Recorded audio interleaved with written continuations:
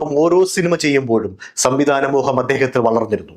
അഭിനയം മതിയാക്കി സംവിധാനത്തിലേക്ക് തിരിഞ്ഞു. അങ്ങനെയാണ് വീണ്ടും ഒരു കാതൽ കഥ എന്ന് സംവിധാനം ചെയ്തത്.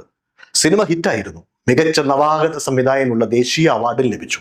ഋതുഭേദം, ഡെയ്സി, മോഹൻലാലും ശിവാജി ഗണേശനും അഭിനയിച്ച ഒരു യാത്രാമൊഴി എന്നീ മലയാള ചിത്രങ്ങളും, തെലുങ്കിൽ ചൈതന്യ എന്ന ചിത്രവും, തമിഴിൽ ജീവ, വെട്രിവിഴ, ലക്കിമാൻ തുടങ്ങിയ ചിത്രങ്ങളും അടക്കം 13 ചിത്രങ്ങൾ പ്രതാപ് പോത്തൻ സംവിധാനം ചെയ്തു.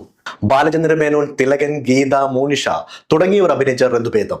ഈ ചിത്രത്തിലെ അഭിനയത്തിന് തിലകന് 1987 മികച്ച സഹനടനുള്ള ദേശീയ ചലച്ചിത്ര പുരസ്കാരം ലഭിച്ചിരുന്നു.